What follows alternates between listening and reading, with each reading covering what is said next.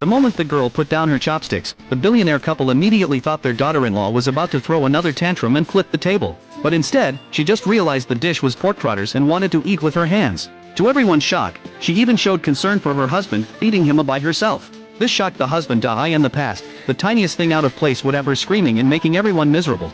Then, on her 99th meltdown, lightning struck her, literally. When she came to, memories flooded back. She was a villainess in a male lead web novel. For 20 years, she'd been a perfect student and model citizen, until she met that scumbag protagonist. From then on, she turned into an obsessive fool. Later, after getting set up, she was rescued by the man who became her husband. That same night, one thing led to another, she got pregnant, and they married soon after. But under the jerk's manipulation, she started hating her marriage, blaming everything on her husband. She slandered him, wrecked the household, and hurt him countless times. When she woke from the lightning strike, she freaked out, screaming that she didn't want to die so young. When she opened her eyes again and saw the butler and maid, she finally relaxed. Turns out her husband had caught her in his strong arms. She cursed the author for writing such a ridiculous plot, had a good life and still managed to ruin it? Unreal. Since she'd survived, she decided to turn over a new leaf, raise the baby and actually enjoy life. She stepped out of the room to surprise everyone but froze at the doorway. Her husband and in-laws were in a dim room, chopping meat like maniacs. Her blood ran cold. Were they planning to kill her? But no, they were just making dumpling filling for her. Every time she'd thrown a tantrum before, she'd demanded freshly made wontons and banned any lights after 9 p.m., so the whole family had to work in the dark. That's when it hit her just how awful she'd been. Terrified of upsetting her again, her in-laws made up an excuse about feeding chickens and slipped away, reminding her to eat first. Seeing her husband's cold expression and remembering her in-laws' anxious faces, guilt twisted in her chest. She went to his room to tend his wounds, but he didn't believe her. He thought she'd spiked the medicine again with menthol oil and sea salt. Mortified, she swore she was done being awful. Right then, the TV blared, domestic violence happens once or over and over.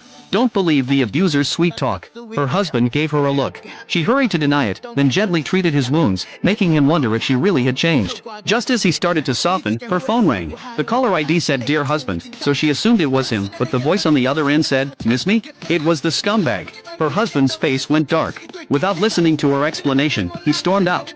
Furious and regretful, she realized the jerk had only called to trick her into stealing company secrets from her husband.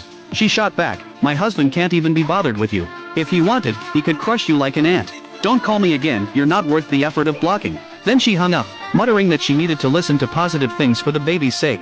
The next morning, the billionaire couple sat at the table drooling over steaks. The girl had said meat was unhealthy for them, and they'd gone 3 months without touching any.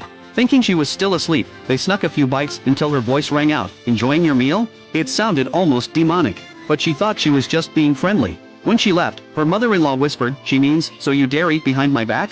Hope you choke on it." Panicked, the couple shoved a stack of black cards into her hands to make peace. She kindly told them to go rest, which scared them even more. They thought she was angry and about to demand more, so they decided to transfer 20 cards to her name. When she went to lock the cards in the safe, she noticed some gold and her phoenix coronet were missing. The maid reminded her that, before her awakening, she'd secretly moved her jewelry to a rental across from the scumbag's place as her elopement fund. She rushed to get them back, but her husband saw her leaving. When the maid told him she'd gone to the old apartment, he blew up and went after her. The maid tried to calm him, saying, maybe she's not going to meet that guy. Truth was, he was just worried she'd fall or get hurt while pregnant. Meanwhile, at the apartment, she couldn't find her things, but the scumbag showed up, pretending to be lovesick. Thinking her harsh words were just an act, he tried to coax her into stealing her husband's trade secrets, promising they'd escape the misery together. Playing along, she faked tears and said she'd been abused. When he took the bait, she turned the tables, demanding $1.5 million for prenatal care, nutrition, and insurance. After he wired the money, she sneered, mocking his pathetic delusions.